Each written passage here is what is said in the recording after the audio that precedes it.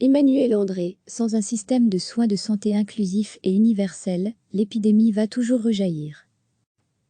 La capacité de l'Europe à contenir l'épidémie du coronavirus en cette période de déconfinement sera largement déterminée par sa capacité à fournir un accès universel et inclusif au système de soins de santé aux populations les plus vulnérables, comme les migrants et les autres personnes exclues. Simple, lapidaire, un tout et bref dans le style d'Emmanuel André, l'ex-porte-parole du Centre de crise interfédéral de lutte contre le Covid-19. The ability of the Europe to maintain, a contened the COVID soulignement 19 outbreaking post victim will be largely determined by ability to provide universal and inclusive healthcare coverage to the most vulnerable population, including migrants and those currently excluded groups, et c'est écrit en anglais, histoire de bousculer la sphère des pays européens. Il assume. Pour lui, c'est à la fois une question sanitaire et une question humaine. De toute façon, les deux sont liés. Un tweet simple et efficace, mais pouvez-vous préciser votre pensée?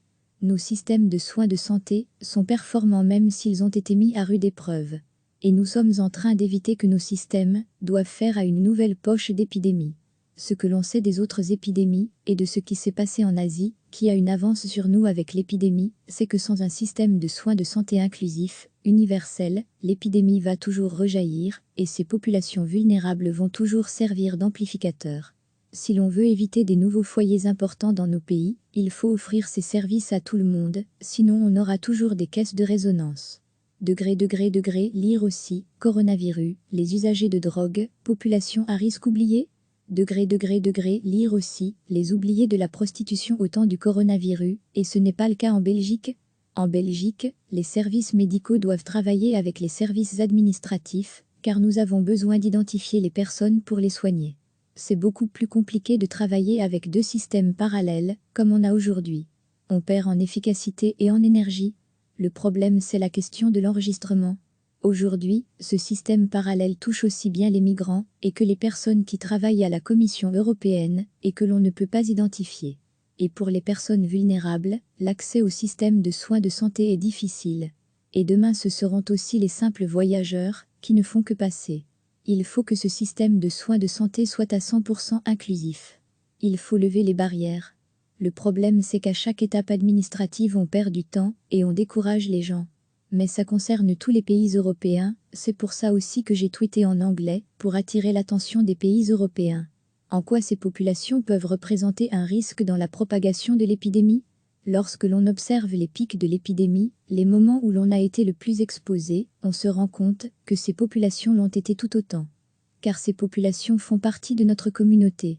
Et certaines collectivités sont davantage à risque, ce sont souvent des populations précarisées, où la distanciation sociale est impossible, parfois, comme dans la situation des camps, les personnes sont enfermées, et le virus aussi. C'est à la fois une question scientifique purement et simplement, mais aussi une question humaine. Et en médecine d'ailleurs, les deux aspects sont toujours liés. Retrouvez tout notre dossier sur le coronavirus. Recevez chaque matin l'essentiel de l'actualité. La capacité de l'Europe à contenir l'épidémie du coronavirus en cette période de déconfinement sera largement déterminée par sa capacité à fournir un accès universel et inclusif au système de soins de santé aux populations les plus vulnérables, comme les migrants et les autres personnes exclues. Simple, lapidaire, un tout et bref dans le style d'Emmanuel André, l'ex-porte-parole du Centre de crise interfédéral de lutte contre le Covid-19. The ability of the Europe to maintain, a contened the COVID soulignement 19 outbreaking post victim will be largely determined by ability to provide universal and inclusive healthcare coverage to the most vulnerable population, including migrants and those currently excluded groups. The ability of the Europe to maintain, a contened the COVID soulignement 19 outbreaking post victim will be largely determined by ability to provide universal and inclusive healthcare coverage to the most vulnerable population, including migrants and those currently excluded groups. Et c'est écrit en anglais, histoire de bousculer la sphère des pays européens. Il assume. Pour lui, c'est à la fois une question sanitaire et une question humaine. De toute façon, les deux sont liés. Un tweet simple et efficace, mais pouvez-vous préciser votre pensée? Nos systèmes de soins de santé sont performants même s'ils ont été mis à rude épreuve. Et nous sommes en train d'éviter que nos systèmes doivent faire à une nouvelle poche d'épidémie.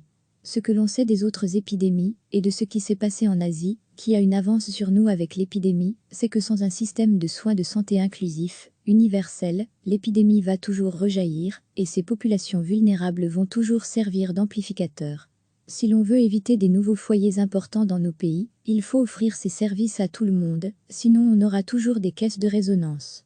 Lire aussi, coronavirus, les usagers de drogue, population à risque oubliée. Lire aussi, les oubliés de la prostitution au temps du coronavirus, et ce n'est pas le cas en Belgique. En Belgique, les services médicaux doivent travailler avec les services administratifs, car nous avons besoin d'identifier les personnes pour les soigner. C'est beaucoup plus compliqué de travailler avec deux systèmes parallèles, comme on a aujourd'hui. On perd en efficacité et en énergie. Le problème, c'est la question de l'enregistrement. Aujourd'hui, ce système parallèle touche aussi bien les migrants, et que les personnes qui travaillent à la Commission européenne, et que l'on ne peut pas identifier. Et pour les personnes vulnérables, l'accès au système de soins de santé est difficile. Et demain ce seront aussi les simples voyageurs, qui ne font que passer. Il faut que ce système de soins de santé soit à 100% inclusif. Il faut lever les barrières. Le problème, c'est qu'à chaque étape administrative on perd du temps, et on décourage les gens. Mais ça concerne tous les pays européens, c'est pour ça aussi que j'ai tweeté en anglais, pour attirer l'attention des pays européens.